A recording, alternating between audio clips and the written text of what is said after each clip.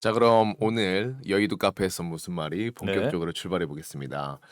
목소리에 힘을 좀 주게 되네요. 잘 자요. 잘 일어났어요. 잘요. 전 안 되네요. 옹알이에요. 옹알이로 할 수밖에 없네. 네. 자, 우리 유한타증권 글로벌 자산 배분 본부의 김동관 연구원님 모시고 이야기 나눠보겠습니다. 어서 오세요. 네, 안녕하십니까. 연구원님. 연구원님. 네. 제가 얼핏 듣기로는 휴가를 또 다녀오셨다고 들었는데요. 네, 그렇습니다. 푹 쉬고 오셨사옵니까? 네, 굉장히 좋은 휴가 보내고 왔습니다. 휴가를 좀 어떻게 보내십니까? 개인적으로. 개인적으로는 이제 부모님과 음. 함께 시간을 많이 보냈고요. 오. 가족들과의 행복한 시간 보내고 왔습니다.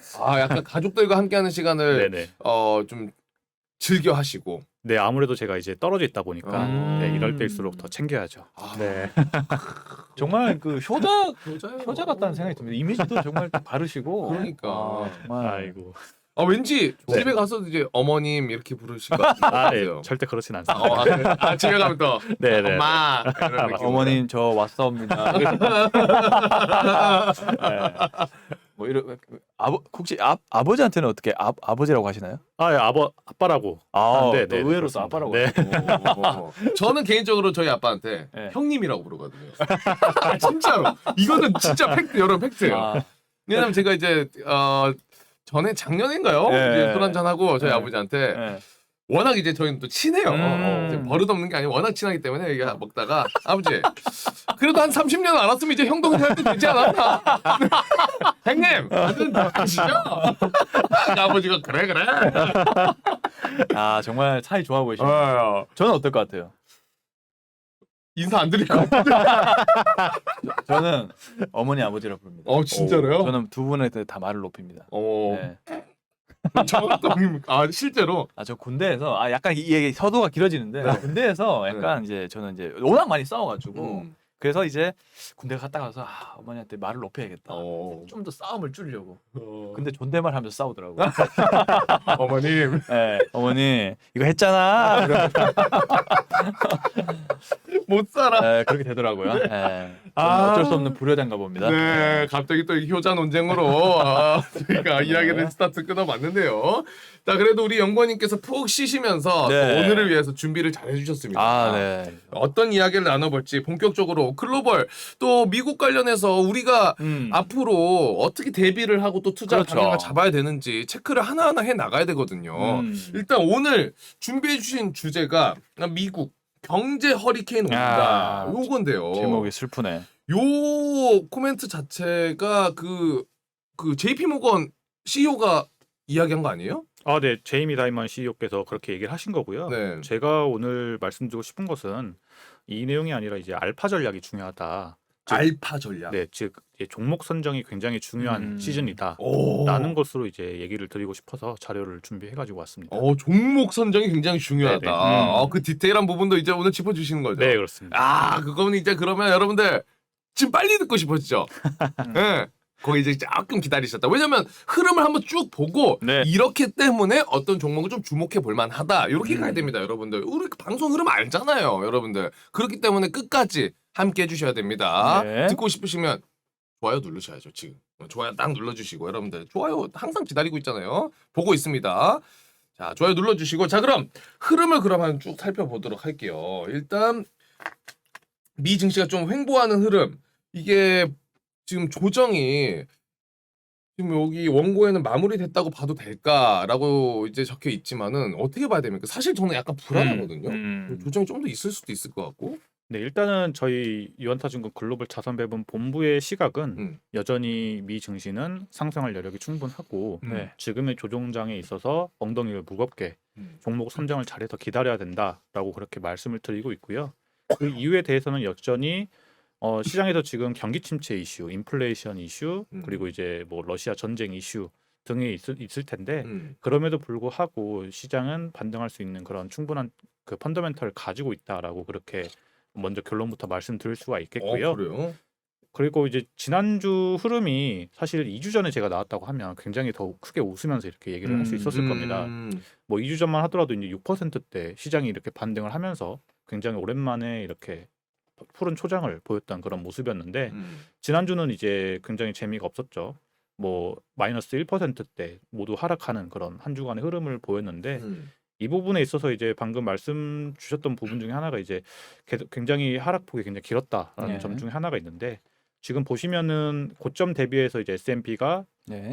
지지난주에 뭐 장중에 마이너스 20% 이상 가면서 이제 진짜 대세 하락장이 아니냐라고 그렇게 많은 이야기들이 나왔습니다만 다행히 종가 기준으로서 이제 18.6% 정도 하락을 하면서 그런 리세션은 아직 아니다라고 그렇게 얘기가 네. 나왔죠.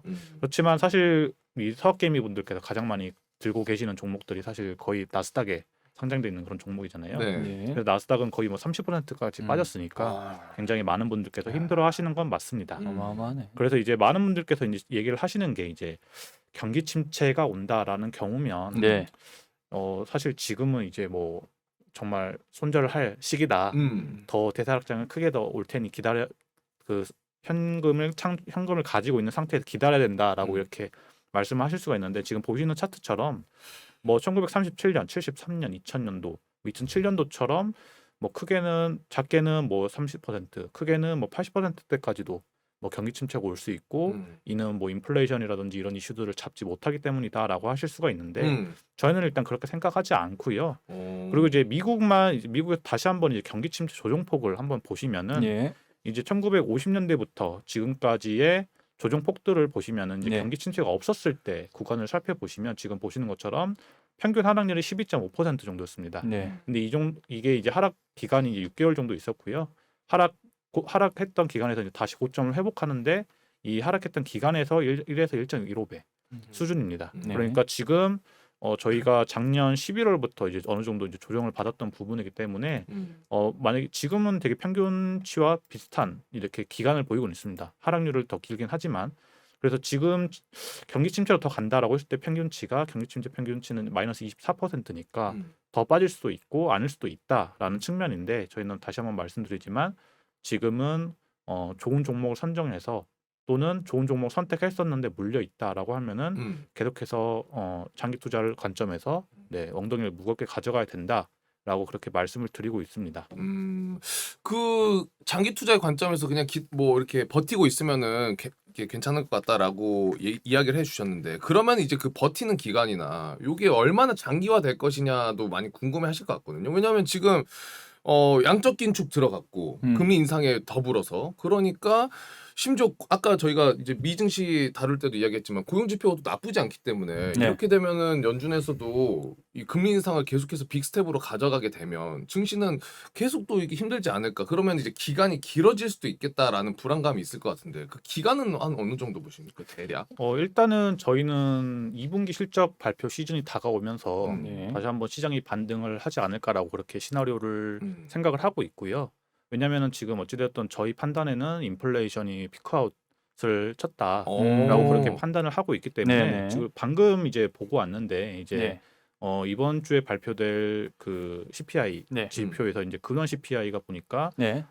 저번 달에 6.2%인데 이번 달에 이제 5.9%대로 어. 이제 근원 CPI가 이제 그렇게 떨어진다라고 이렇게 전망이 되고 있기 때문에 네네네. 확실히 이제 어느 정도 계속해서 하락을 하는 그런 구간이 나오지 않느냐라고 판단을 하고 있고요. 말씀을 해주신 것처럼 지금 이제 인플레이션 관련된 부분이 계속해서 크게 상승한다라는 측면에서 빅스텝을 어느 정도까지 할 것이냐라고 네. 하는 게 이제 중요할 텐데 뭐 제임스 블러드 세인트루이스는 천재께서는 네. 계속해서 강력하게 주장을 하고 있죠. 네. 이번 연도 말까지 뭐 3.5% 금리 인상을 해야 된다라고 하는 것인데 그 정도까지 가려면은 뭐 빅스텝을 나머지 5번의 FOMC 회의에서 다 결정을 해야 되는 부분인데 네. 그 부분이 이제 시장에서 어떻게 반응을 하고 있는지 한번 일단은 지켜보시면요.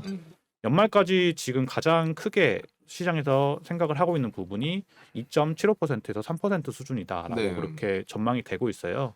이 부분이 54% 수준으로 가장 높은데 지금 이제 일단은 거의 기정사실화 되어 있는 부분은 6월, 7월 두 번 다 0.5%포인트 즉 빅스텝을 2번 이상은 뭐 거의 기정사실화 되고 있다라고 이렇게 얘기를 하고 있는데 네. 9월 달에 이제 0.25% 다시 한번 올린다고 치면 이제 2%대까지는 도달을 하게 됩니다. 네. 그러면 나머지 11월, 12월에 어느 정도까지 올릴 것이냐라고 하는 것인데 그런 방금 말씀드렸던 블러드 연은 총재께서 말씀하신 수준이라고 하면 거의 뭐 0.75%, 뭐 자이언트 스텝까지 가야 된다라는 것인데 시장에서는 그렇게까지 보고 있지는 않다라고 하는 것이고요. 뭐 2.5% 수준까지 도달한다라고 치면은 이제 0.25% 포인트 이렇게 증가를 할 것이다라고 시장이 전망을 하고 있기 때문에 네. 아직까지는 뭐 2022년도까지 3%가 넘어가는 그런 금리 인상 수준까지는 가지 않을 것이다라고 오. 그렇게 시장이 전망을 하고 있기 때문에 저희도 그 부분에 대해서는 어느 정도 동의를 하고 있는 바다라고 이렇게 얘기를 하고 있고요.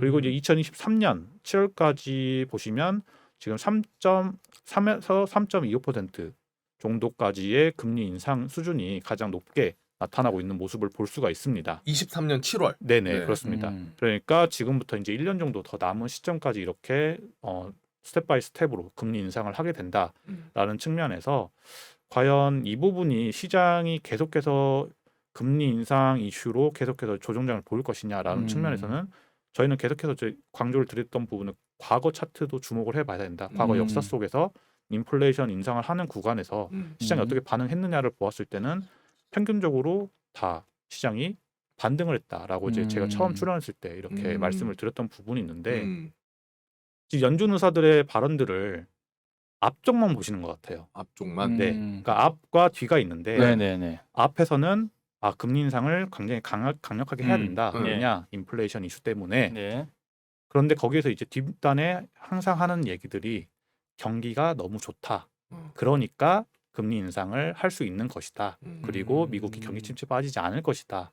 이 부분까지 얘기를 하시는데 그 부분보다는 항상 자이언트 스텝, 빅 스텝 이런 단어들에만 딱 고정이 되셔서 그렇게 바라만 보시기 때문에 이 부분에서 이제 연준 의사들이 당연히 경기 침체로 빠지면 안 좋잖아요. 예, 예. 네, 그런 부분에서 계속해서 이제 인플레이션이 하락하는 그런 모습이 나타난다라고 했을 때는 저희가 생각하는 것처럼 그렇게 시장이 충격을 받지 않고 이미 선반영됐던 부분으로서 충분히 증시가 더 상승하지 않을까라고 진짜 그렇게 그 생각을 부분이 하고 안 있습니다. 들리더라고요. 네, 말씀대로 연준 의원들이 그런 말을 한다는 거잖아요. 네, 금리 인상을 하면서도 뒷단에는 경기가 너무 좋으니까 해도 된다. 이 말이 계속 있는데 저도 언론 기사를 보더라도 그런 말들은 전혀 부각이 안 되더라고요. 자이언트 스텝 뭐 해야 되니 이것만 걱정만 많이 되는 그런 기사만 부각되는 것 같고 그 부분까지도 잘 봐야 될 것 같습니다. 뒤에까지 봐야 된다.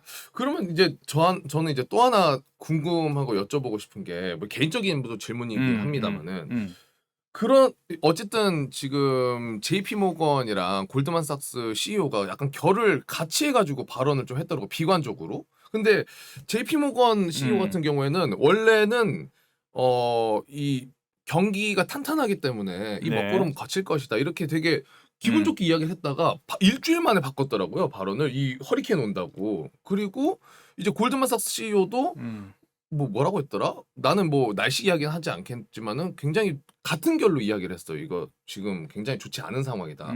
그러면은 그 CEO들은 약간 어떤 부분에 방점을 두고 어떤 원인 때문에 좀 비관적으로 좀 발언을 일단은 지금 사실 많은 분들께서 제일 걱정을 하시는 것 그분을 포함해서 네. 유가 유가 그리고 달러 지수가 굉장히 강세로 지나가고 있잖아요. 네. 네. 사실 미국에서 S&P 500 기업들 중에 실적이 더 좋은 기업들은 대부분 다 해외에서 벌어들이는 매출이 강력한 기업들이 대부분 실적이 좋습니다. 네. 네. 근데 그런 부분까지 지속이 된다라고 하면 이미 마이크로소프트 같은 경우에도 달러 지수가 너무 강해서 매출이 조금 안 나올 수도 있다라고까지 발언을 했기 때문에 아마 그런 부분이 있지 않을까라고 생각을 하고 있고 이제 인플레이션 같은 경우에도 생각했던 것보다는 이렇게 잡히는 것이 굉장히 힘들 수도 있다라는 그런 전망 속에서 이제 굉장히 힘들 것이다라고 얘기를 하시는 것 같은데 이제 저희 본부에서 뭐 다른 그 증권사나 본부에서는 어떻게 대응하실지 모르겠지만 네네. 저희 본부에서는 뭐 여기에서도 출연해서 계속 말씀드리는 거는 은행권의 펀더멘털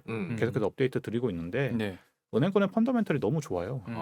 네, 그러니까 2008년 이후에 이제 금융 시스템에 대한 미 정부와 은행들에 대해서 너무 강력해졌기 때문에 경기 침체로 가는 그런 시스템적 리스크가 그렇게 클 것이냐라고 생각했을 때는 저희는 그렇지 않다라고 생각을 하고 있기 때문에 그런 은행권 CEO들의 발언에 있어서도 저희는 아직까지는 그렇지 않을 것이다라고 얘기를 계속 드리는 거죠. 네.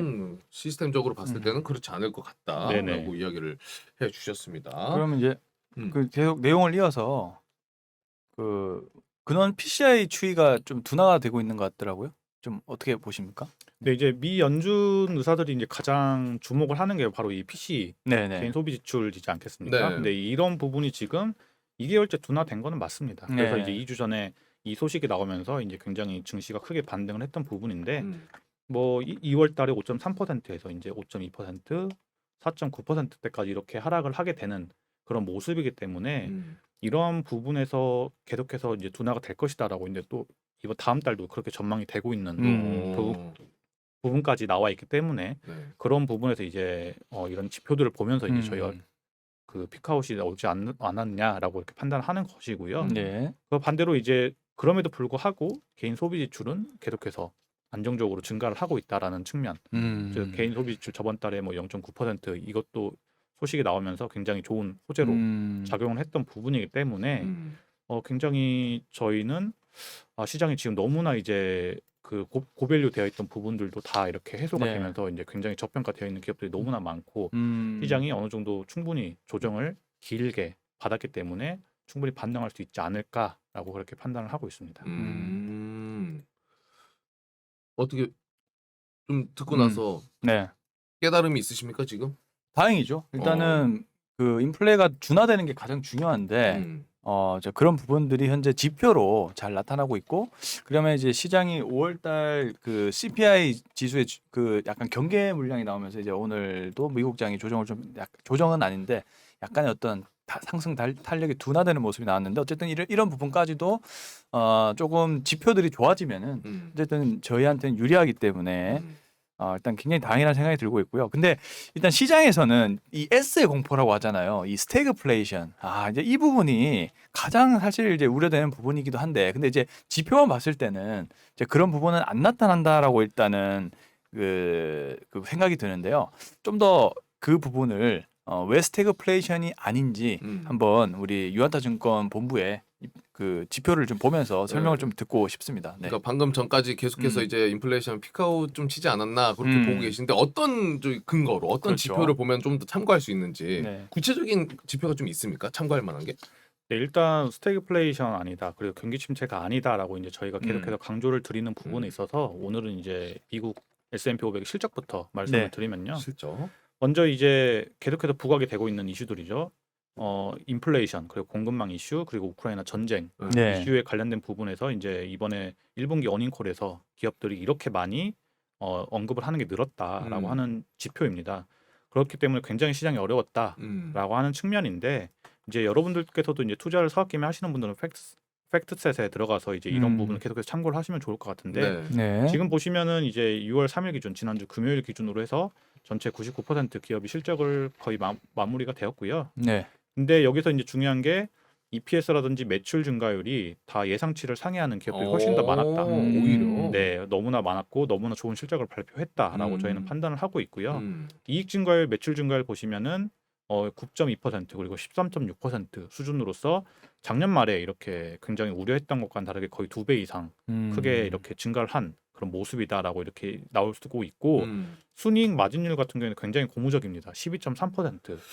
네, 굉장히 높게 네. 나왔기 때문에 뭐 계속 말씀하시는 분들이 뭐 4분기 전년 4분기 3분기 때 12.8%인데 점점 떨어지는 거 아니냐라고 생각하지만 저희가 봤을 때는 이렇게 힘든 장에서도 오히려 굉장히 좋은 실적을 냈다라고 판단을 하고 있고요. 그와 반대로 이제 굉장히 많은 조정을 받았기 때문에 이 포워드 PER 같은 경우에는 S&P 500이 17.5배 수준으로서 굉장히 지금 이제 저밸류가 된 상태이기 때문에 충분히 조정을 받은 것이 아니냐라고 그렇게 판단을 하고 있고 지금 만약에 이제 실적 전망을 지금 보시고 계신데 네.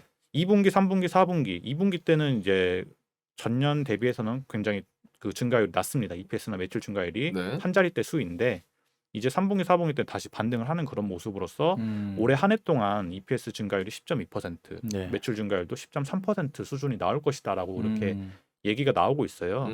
이 말은 즉슨 시장이 계속해서 힘든 장 속에서도 네. 기업들은 어떻게 됐던 소비자들에게 가격 전가를 할 것이고 소비자들은 소비할 여력이 된다라고 그렇게 저희는 판단을 하고 있기 때문에 네. 이러한 부분에서 굉장히 오늘 마지막 강조드릴 그런 알파 전략 종목 그렇게 할 수 있는 종목들을 선정을 하는 것이 굉장히 중요하고 그리고 인플레이션이 오더라도 기업들이 어느 정도는 충분히 감내낼 수 있는 그런 여력이 있다라고 저희는 판단을 하고 있고요. 음. 앞전에도 계속 이제 강조를 주셨던 부분이죠. 이제 실업률, 실업률. 네, 수위가 이제 3.6%로서 3개월 연속 이렇게 나타나고 있기 때문에 네. 정말 완전 고용 수준이고 굉장히 좋은 모습을 나타내고 있다라고 음. 그렇게 말씀을 드릴 수가 있겠고 음. 이제 임금 상승률 같은 경우에는 이제 양날의 검이다라고 보시면 네. 좋겠습니다. 양날의 검이다. 네, 그러니까 많은 분들께서 임금 상승률이 증가를 하기 때문에 이 그렇죠. 부분에 비용 증가로서 네. 굉장히 이제 앞으로 기업들이 뭐 고용도 안 하고 그럼으로써 이제 경기 침체로 갈 것이다라고 맞아요. 할 수도 네. 있겠지만 반대로 임금 상승이 되니까 그렇죠. 소비가 일어나는 거겠죠. 맞아요. 네, 그러니까 미국의 70% GDP를 차지하는 것이 바로 이 소비 여력인데 네. 네. 이 부분이 임금 상승률이 계속해서 어느 정도는 뒷받침되고 있다라는 것은 GDP 상승률이 더 또 증가를 할 수 있는 부분이다라고도 보시면 좋기 때문에 이러한 부분에서 이제 기업들이 효율적으로 이 인원들을 그 노동자들을 사용한다라고 했을 경우에는 오히려 네, 좋은 쪽으로 작용을 할 수도 있는 부분이기 때문에 저희는 긍정적으로 더 이 임금 상승률에 대해서 판단을 하고 있다라고 이렇게 말씀을 드릴 수가 있겠고요. 오늘 장에서 이제 처음 소개드리는 이 샘룰 경기 침체 지표라고 하는 것인데 샘룰 이게 뭡니까? 이제 이 노트라고 아래 적혀 있는 부분을 보시겠지만 네. 실업률의 변화를 바탕으로 경기 침체 가능성이 얼마나 될 것이냐라고 하는 이 지표이기 때문에 아 이거 궁금하다. 네, 여러분들도 이제 이 샘룰 경기 침체 지표를 이제 뭐 이 연준 사이트 들어가셔서 자주 체크해 보시면 좋겠지만 네, 요거 네. 해석 지금 한번 보시면 해주시면 안 돼요? 네. 네, 이제 실업률을 가지고 네. 그러니까 단순히 실업률만 봤을 때 경기 침체가 어느 정도 올 것이냐라고 하는 그런 지표이기 때문에 뭐 어렵게 생각할 필요 없을 네. 것 같고요. 이 지표로 봤을 때는 마이너스 0.07%입니다. 마이너스 0.07%. 네, 즉 경기 침체로 갈 확률이 없다라고 오. 이 지표에서는 그렇게 얘기를 해주고 연구원님 있습니다. 여기 확 튀었을 때가 코로나 때죠. 네, 그렇습니다. 이때 와 완전 많이 그러니까 지금 올랐었구나. 보시면은 회색의 음영 처리된 부분이 다 이제 경기 침체로 간 부분인데 네. 이때 보시면 거의 뭐 2에서 3% 네, 이렇게 샘룰 경기 지표가 이렇게 나오고 있는 모습인데 네. 지금 마이너스인 수준이기 때문에 굉장히 고용 지표가 좋고 이 지표로만 봤을 때는 굉장히 경기 침체로 가기는 어려운 네. 말이 안 되는 상황이다라고 이렇게 이 지표가 얘기를 해주고 있고요. 그리고 이제 저희는 매번 강조드리는 이 장단기 금리차 네. 말씀드리고 있는데 오늘은 이제 그 1994년에서 2000년도 사이클을 같이 이렇게 가지고 왔습니다. 네, 그래서 네. 보시면 지금 10년 마이너스 2년 장단기 금리차가 0.3% 수준입니다.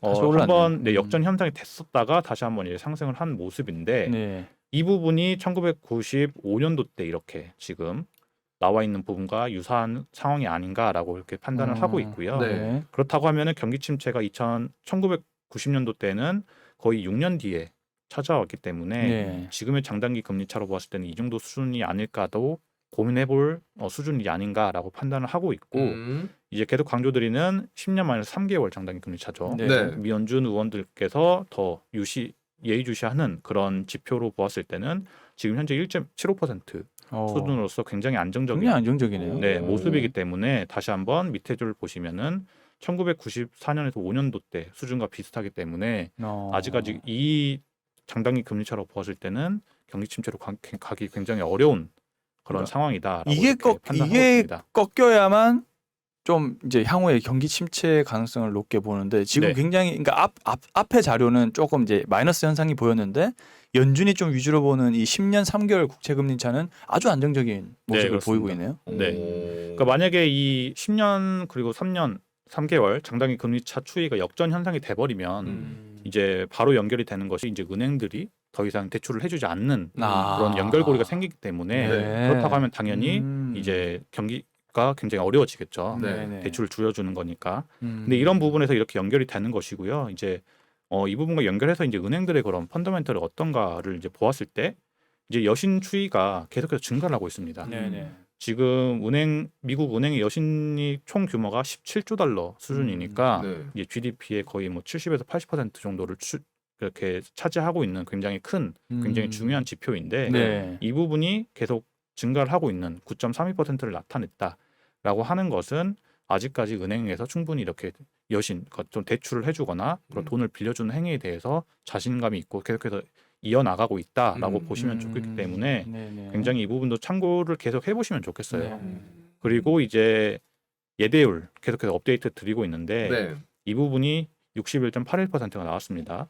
이제 지난번에도 이제 제가 강조를 드렸던 부분은 뭐 08년도 이제 2008년도 수준처럼 뭐 98%대까지 이렇게 예대율이 증가를 할 것이냐라고 했을 때는 그 정도까지는 가지는 않겠지만 네. 단순히 이제 전 사이클이죠. 2018년도 때 76% 네. 정도 수준까지 간다라고 하는 측면까지는 뭐 15% 정도의 예대율 추이가 갈 수 있는 그런 여력이 충분히 남아 있는 그런 상황으로서 은행권의 펀더멘털이 아까 계속 강조드리는 것처럼 굉장히 강하다라고 이제 말씀을 드릴 수가 있겠고 이제 뒤에 이제 알파 전략에서도 말씀드릴 거지만 관련돼서 이제 부동산 관련 네, 시장에 있어서도 펀더멘털이 굉장히 안정적이기 때문에 경기 침체로 가기에는 굉장히 어려운 상황이 아닌가라고 이제 저희는 판단을 하고 있고요.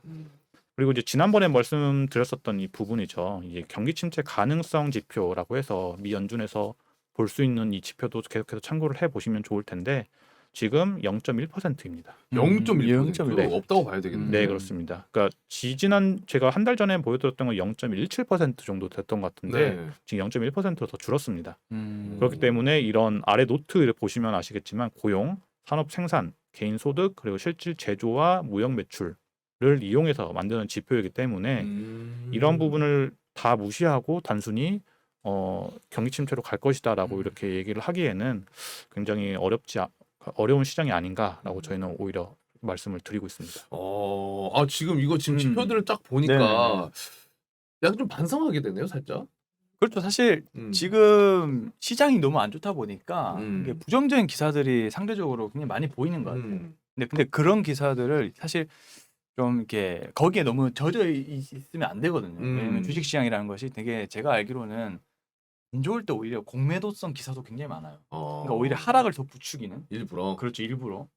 그런데 이제 그래서 굉장히 이게 좋은 게 2주마다 우리 한 번씩 점검을 하는 시간이잖아요. 굉장히 좋은 시간이에요. 그러니까요. 이걸 봐야만 객관적으로 경제 상황이 어떻고 그러니까 이런 것들을 딱 짐작을 할 수가 있는데 맞아요. 제가 하고 싶은 말은 우리 김동완 연구원님 짱이란 말이에요. 진짜 진짜 이게 네. 그냥 드리는 말씀이 아니라 아무래도 이제 이 경제 쪽 관심 있고 투자에 관심 있는 분들은 실질적으로 우리 돈을 만약에 모르시는 분들이 돈도 봐야 돼요. 돈도 봐야 돼요. 왜냐면 모르시는 분들이 대체적으로 이 경제 뉴스 이렇게 인터넷으로 찾아보시다 보면 그러니까 그러면 안 돼요. 그냥 우리가 제일 눈에 들어오는 게 뭐 금리 인상, 부정적인 기사밖에 눈에 안 들어온다고요. 스태그플레이션, 네. 양적 긴축 뭐 이런 것만 보면은 이거 경기 침체. 와, 진짜 큰일 났구나. 그리고 이제 헤드라인에 경기 침체 뭐 이런 그렇죠. 것만 봐버리면 오나? 그러니까 그렇게 생각할 수밖에 없다니까. 그러니까 조금의 자료로 이렇게 잘못 판단하실 수가 있단 말이죠. 그렇죠. 그런데 지금 이거 구체적인 이 지표들이랑 이 자료들을 보여주시니까 지금 제가 보면서 내가 너무 단적으로만 생각하고 있었구나. 돈돈이 지금 미국 5년 평균 포드 PR가 비슷해. 와, 17.5배. 저평가돼 있어. 저평가돼 있어.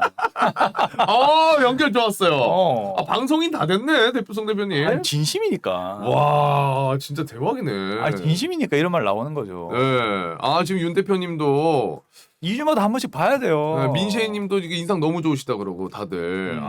인상만 좋으신 게 아니야. 자료도 너무 좋아. 인상이 좋아요. 자, 그러면은 이제 흐름을 딱 짚어 주셔가지고 그렇죠. 경기 침체가 그렇게까지 이렇게 무서워할 게 아니었네라는 이제 저는 확신이 개인적으로는 들거든요. 네. 그러면 여기서 이제 중요한 게 흐름을 딱 훑어주셨으니까 그럼 이런 상황에 우리가 아까 이야기해주셨던 알파 전략, 그렇죠. 우리가 어떤 부분을 좀 주목을 해보면 좋냐 이렇게 투자할 때. 맞아요. 자, 어떤 포인트를 좀 봐야 됩니까, 연구원님? 일단은 저희는 지금 현재 뭐 저희가 운영하는 상품에서도 100% 네. 지금 주식을 보유를 하고 있고요. 채권이 네. 없습니다. 오. 이제 그 이유에 대해서부터 말씀을 드려야 되겠는데 네. 지금 현재 미국의 S&P 500의 배당 수익률이 겨우 1.5%입니다. 네. 뭐야? 이러면 나 같으면 차라리 채권 들고 있겠네. 3% 수준이니까 이렇게 말씀하실 수가 있겠지만 그것만 볼 게 아니라 이제 자사주 매입 소각 수익률을 보시면 2.3%입니다. 이게 뭐죠? 이게 이제- 정확히 어떤 뜻입니까? 이제 자사주 소각을 하게 된다라고 하면 네. 당연히 기업의 그 종목의 밸류가 아, 더 좋아지는 그렇죠. 경우잖아요. 네. 근데 이제 미국에서는 사실 자사주 매입 소각을 굉장히 뭐 밥 먹듯이 하는 그렇죠. 네, 네. 경향이 있으니까 음. 이 부분을 반드시 더해줘야 된다라고 하는 측면에서 그렇다고 하면은 이 배당 수익률과 자사주 매입 소각 수익률을 더한다면 하면 3.8% 수준이 나옵니다. 네. 그렇다고 하면 어느 채권인지 주식인지 어느 게 더 매력 있느냐라고 판단을 해봤을 때 당연히 지금 저희는 주식이 더 매력적인 시장이다라고 그렇게 말씀을 드릴 수가 있겠고요. 네. 그렇기 때문에 이제 글로벌 투자 포트폴리오를 대체를 할 때 지금 보시는 것처럼 네. 채권은 없습니다. 그러네요. 네, 그러니까 지금 저희가 보았을 때 굉장히 중요한 산업에 있어서 이제 이 왼쪽은 성장주 그리고 네. 뭐 오른쪽은 가치주로 이렇게 대변이 될 수 있을 것 같은데 네. 성장주 70%가 저희의 계속해서 강조를 드리는 부분이고요. 네. 여기서 보시면은 오늘 말씀을 드리고 싶은 것은 이제 전기차 네. 섹터 그리고 이제 건설 소비재 관련된 부분으로서 더 집중해서 이제 말씀을 드리고 싶고요. 네. 왜 그렇냐면 네. 지금 이제 유가가 네. 사실 이제 뭐 120달러 선까지 가는 그런 네네네. 굉장히 무서운 추이를 나타내고 있지 않겠습니까? 네. 네. 근데 여기서 이제 바이든 정부가 최근에 이제 인플레이션을 싸울 수 있는 세 가지 전략 중에 하나가 바로 신재생 에너지 추이를 계속해서 강조를 하겠다라고 그렇게 얘기를 했던 부분이기 때문에 네. 이런 부분에서 신재생 에너지와 같이 맥락을 하는 것이 바로 이제 전기차 관련된 부분인데 네. 지금 전망이 되고 있는 부분은 이제 침투율이 굉장히 전기차가 가파르게 증가를 할 것이다라고 이렇게 얘기가 나오고 있어요. 그래서 2028년 정도가 되면은 네. 전체 차량 판매 중에 45% 수준까지 그러니까 거의 절반 수준까지 갈 수도 있다라고 하는 부분인데 얼마 안 6년 남았네? 네, 굉장히 얼마 안 빨리 남았네요? 가고 있습니다. 네. 그리고 이제 가장 최근에 발표됐던 블룸버그 자료를 살펴보시면요. 예. 지금 이제 기존의 내연기관차의 판매량이 피크를 찍었다라고 이렇게 전망이 되고 이게 있어요. 내연기관이구나. 네네. 그래서 이제 이 연두색이 2022년이지 않겠습니까? 어. 그래서 이제 계속해서 이제 하락을 하는 그런 모습을 보이고 있는 측면에서 이렇게 유가가 계속해서 대두가 되고 있고 환경이 오염이 되고 있는 부분이 대두가 되는 측면에서 네. 전기차 시대로의 전환은 거의 확실한 것 같다라고 이런 자료들을 보면 보실 수가 있겠고 그럼 거기에서 어떤 알파 전략이 필요하냐라고 보았을 때 당연히 1등 기업을 일단 주목을 하는 게 좋지 그렇죠. 않겠습니까? 1등 기업은 당연히 이제 테슬라입니다. 테슬라. 네, 이제 이번 연도 3월 달 판매량을 보시면 테슬라가 가장 압도적인 그런 모습을 보이고 있기 때문에 테슬라를 주목을 해야 된다. 그리고 이제 중국의 전기차 기업들도 굉장히 약진을 하고 있는 그런 모습이고요. 우리 현대 어디 있습니까? 기아와 현대가 이제 밑에 있네요. 벤츠 밑에 있네요. 메르세데스 오. 다음에 기아와 현대도 있습니다. 그렇기 음. 때문에 우리나라에서도 이제 현대와 기아차가 계속해서 좋은 모습을 보이는 그런 모습이 나오는지 계속해서 지켜봐야 된다라고 말씀을 드릴 수가 있겠고요. 이제 테슬라를 주목을 해야 되는 부분 중에 있어서는 당연히 실적은 뭐 많이들 아시겠지만 이제 지금 어느 정도 효율성이 나오고 있느냐를 보았을 때 자동차 한 대당 이 세전 이익 비교 차트를 보실 수가 있는데 네. 도요타가 한 대 팔았을 때 1,500달러 이렇게 이익을 남긴다 치면 테슬라는 야. 10배 이상입니다. 야. 네. 진짜 대단하네요. 그럼 비싸게 판단 소리 아니에요? 그만큼 아니죠. 이제 이익이 많이 남는 이익이 아, 그만큼 이익이 많이 많이 남는 것이죠. 남는다? 네, 그렇습니다. 아. 그렇기 때문에 이런 부분에서 굉장히 테슬라가 단순히 차만 잘 파는 것이 아니라 차를 판매하면서 효율성이 굉장히 좋아지고 있다라고 이렇게 말씀드릴 수가 있겠고 또 이제 연간 자동차 공급량 대비해서 직원 수가 얼마나 늘었느냐를 보았을 때 직원 수가 2017년부터 거의 3배 가까이 올라서 10만 명 가까이 되는데 네. 그에 반해서 이제 자동차 공급량은 어떻게 되었죠? 10만 대에서 90만 대로 올랐습니다. 네. 거의 9배에서 10배 사이가 올랐기 때문에 굉장히 효율적인 전략을 계속해서 펼치고 있고 잘 팔고 있다라고 보시면 좋을 것 같습니다. 그래서 이제 테슬라 같은 경우에는 최근에 뭐 계속해서 조정장을 보이고 있지만 이러한 부분에서는 반드시 주목을 해봐야 되는 그런 기업이지 않을까라고 판단을 하고 있고요. 이 그리고- 직원 수가 줄어들수록 좋은가요? 아니죠. 마냥 그런 건 아니죠. 그러니까 직원 수가 계속해서 증가를 하는 부분은 증가하는 부분은? 당연히 좋은 것이고요. 왜냐하면 기업을 성장을 하고 있기 때문에. 네. 근데 그와 별개로 직원이 증가하는 만큼 뭐 예를 들어서 도요타가 작년 5년간 뭐 직원 수를 2배 정도 늘렸는데 네네. 그 반면에서 이제 자동차 공급량은 뭐 2배 정도 올랐다로 하면은 그냥 비슷한 수준이네. 그냥 뭐 어느 정도 잘했네. 그냥 이 정도 수준일 텐데 네. 직원은 3배밖에 안 늘었는데 자동차 판매는 9배가 늘었으면 굉장히 직원 뽑은 것과 비례해서 너무 많이 효율성이 엄청나다. 효율적으로 잘 자동차를 생산하는 그런 기업이다라고 보실 수가 있겠고 이제 또 하나는 어찌되었던 다른 경쟁자들이 어느 정도로 이렇게 이 산업에 대해서 뛰어들고 있느냐를 봐야 될 텐데 네. 이제 블룸버그에 나온 내용을 보시면은 이제 2026년에서 뭐 2030년대까지 기존의 내연기관차들의 전기차 판매량 목표 추이가 이렇게 나오고 있어요. 오. 그래서 이제 폭스바겐 같은 경우에는 미국과 미국에서는 이제 2030년까지 50%의 자동차 판매량을 전기차로 이렇게 만들겠다라는 목표, 그리고 70% 유럽에서 이제 70%는 전기차, 그리고 오. 중국에서도 50% 정도를 전기차 전체 판매량을 늘리겠다라고 그렇게 얘기를 하고 있고, 벤츠 네. 같은 경우에도 전체 판매량 50%를 2025년까지 전기차로 전환을 하겠다라고 하는 등 이제 많은 경쟁사들이 계속해서 이제 전기차 시장에 대해서 진지하게 진입을 하고 있다라는 측면이고요. 그렇게 하기 위해서 당연히 이제 R&D 이 비용 부분에 있어서 계속해서 투자를 감행을 하겠다라고 하는 측면에서 이미 폭스바겐 같은 경우에는 전체 R&D 비용에서 58% 절반을 넘는 그런 수준까지 갔기 때문에 이런 기업들이 앞으로 어떻게 전기차 시장에 대해서 대응을 하고 경쟁력을 갖출지에 대해서 이제 지켜보시면 굉장히 좋겠다라는 측면이지만, 현재까지 봤을 때는 테슬라가 너무 압도적이다라고 이제 보실 수가 있겠고, 이제 두 번째로 보여드릴 것은 이제 앞전은 성장주를 말씀드렸다고 하면 네네. 지금 이제 뒤에는 가치주 측면이죠. 네. 이제 가치주 측면에서 저희가 주목을 하고 있는 것은 미국의 주택 시장 관련된 기업들이에요. 주택 시장. 네, 네. 이제 많은 분들께서 굉장히 안 좋게 보시는 기업들인데, 네네네. 이제 이 주택 가격 지수가 너무 오르고 있고 그러니까 너무 모기지 금리도 비싸잖아요. 너무 빨리 오르고 있기 때문에 지금 차트에서 보시는 것처럼 어렵지 않을까라고 하지만, 지난번에도 강조를 드렸던 것처럼 공급량이 너무 부족하다라고 하는 측면에서 맞아. 공급이 오히려 이 미국의 주택 관련된 그러니까 빅 기업이죠. 이제 대형 기업들이 선점을 하고 있고, 오히려 그들이 자유자재로 공급을 조절을 하는 수준까지 가는 부분이기 때문에 네. 그런 부분을 주목을 해봐야 된다라는 측면이고요. 그리고 이제 그 미국의 기업들 그 가계 연체율 추이를 보시면은 거의 최저점입니다. 그러니까 미국의 가계의 지금 부채 비율도 78.5%로 굉장히 안정적이고 계속해서 소비 여력이 충분한 그런 상황이기 때문에 주목을 해봐야 된다라는 것이고요. 공급만 충분하다면은. 네, 그렇습니다. 그리고 이제 당연히 얼마 정도 밸류가 나오느냐를 보시면은 네. 굉장히 놀랍습니다. 사실 지금 이 닥터호튼 레나 풀테그룹 등 해서 이 5대 미국의 주택건설 5대 기업이거든요. 네네. 포워드 PER이 4배에서 8배입니다. 굉장히 낮네요. 너무 낮습니다. 그리고 이제 뭐 PSR도 1배 미만 수준으로 나와 있고, PEG 같은 경우에도 굉장히 낮은 그런 모습이기 때문에 너무나 저평가되어 있다. 그렇네요. 그렇지만 이들이 오히려 공급량을 조절할 정도로 경쟁력을 가지고 있고, 공급은 더 필요한 상황이기 때문에 굉장히 좋은 모습을 나타낼 수 있지 않을까라고 판단을 하고 있습니다. 그러니까 앞으로 공급을 이 기업들이 늘리면서 이익성을 가져가는 그런 전략인 건가요? 네, 그렇습니다. 왜냐하면 이 기업들의 실적을 찬찬히 뜯어 보시면요, 네네. 굉장히 자신감이 넘쳐요. 네. 일단은 뭐 평균 판매 단가라고 하죠. 네. 그 부분을 계속해서 증가를 시키고 있고요. 판매 단가를. 네, 판매 단가를. 네. 그러니까 그거와 분양가를 높인다는 거죠. 네, 그렇습니다. 네네. 그런데도 소비자들은 계속해서 구매를 한다는 것이죠.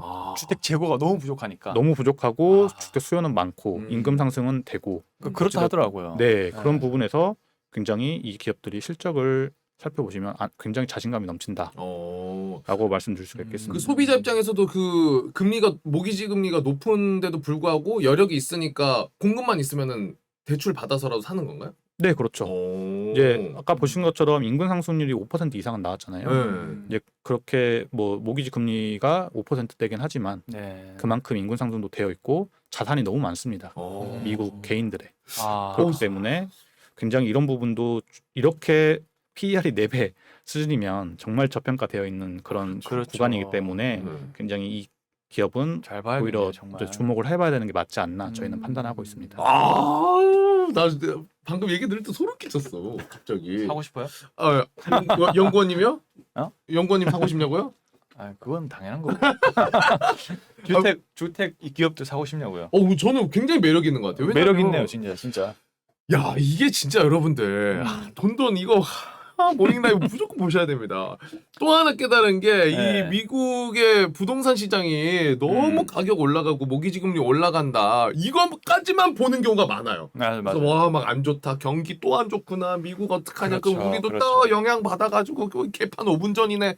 이럴 수 있는데 이때 완전 틈새 전략. 자, 그렇게 되면은 왜 미국 부동산 시장이 가격이 올라가느냐? 공급이 없다. 이 공급이 없다는 지표 어디서 봅니까? 여기서 봐야 돼요. 여기서. 아 그렇죠. 여기서 보고 그러면 이 주택건설 기업이 뭐 어떤 게 있고 평가가 어떤 상황이고 앞으로의 자신감은 어느 정도 얘네가 보이고 있는지를 보고 이때 딱 들어가세요, 여러분들. 물론 개인 판단입니다만. 근데 기업들이 그 자신감을 넘친다는 그 말이 저는 조금 되게 와닿았어요. 아 왜냐하면 기업들만큼 그 현재 시장에 대해서 잘 알고 있는 그렇죠. 건 뭐 없으니까. 근데 이제 이 기업들이 근데 지금 밸류까지도 굉장히 매력적인 수준에 놓여 있으니까 좀 우리나라 건설주와 엮여서 같이 잘 봐야 될 것 같다는 생각이 들었습니다. 맞아. 네. 시장 자체가 말 그대로 수요와 공급 그리고 말 그대로 기업 자체가 얘기하신 것처럼 아니 사는 사람이 없으면 가격을 어떻게 올립니까? 근데 막 너도 나도 살려고 하면 조금씩 올릴 수밖에 없는 또 자기네들 이익도 필요하니까. 그렇죠. 아 그런 것까지. 닥터 후튼, 레나, 풀테, MVR, 테일러 모리슨. 와. 저는 닥터 동관이라고 부르고 싶네요. 아 좋았어요. 아, 좋았어요. 동관. 자, 너무나 좋습니다. 이렇게 해서 오늘 우리 김동관 연구원님과 함께 뭐 금융 치료 받는 느낌이에요. 오 진짜 네. 진짜 미국의 상황을 지금 쭉 훑어주시고 지금 뭐 인플레이션이나 경기 침체에 대한 우려에 대해서도 지표들을 정확하게 보여주시면서 또 설명을 잘 해주셨습니다. 네, 그 정도까지 아닌 것 같다. 우리의 마음에 또 안심을 주시고 그렇죠. 거기에 지금 또 알파 전략으로 그럼 이런 상황에서 우리가 어디에 투자를 좀 해볼 수 있을 것이냐 관련해서 안심하라 한번 듣고 싶네요. 이렇게. 그거는 놔둬. 그거는 우리 팀장님한테 알겠습니다. 소유물입니다. 네, 알겠습니다. 네. 자, 이렇게 해서 정리 한번 해보도록 하겠습니다. 네. 연구원님 오늘 진짜 너무나 감사해요. 너무나 감사합니다. 어떠셨어요, 네. 좀 개인적으로는? 일단은 너무나 두 분께서 호응이 좋으셔가지고 네. 제가 아. 더 즐겁게 촬영할 수 있는 것 같고요. 네. 예. 네, 지금 많은 분들께서 알파 전략으로 오히려 수익을 보시는 분들이 많아요. 네, 이렇게 힘든 구간에서도 그렇기 때문에 꼭 종목 선별 잘 하시고 기업들의 이런 실적이라든지 그리고 이제 얼마나 유동 비율이라든지 그런 재무 건전성도 꼭 체크하셔서 좋은 네. 기업에만 투자를 하시기를 바라겠습니다.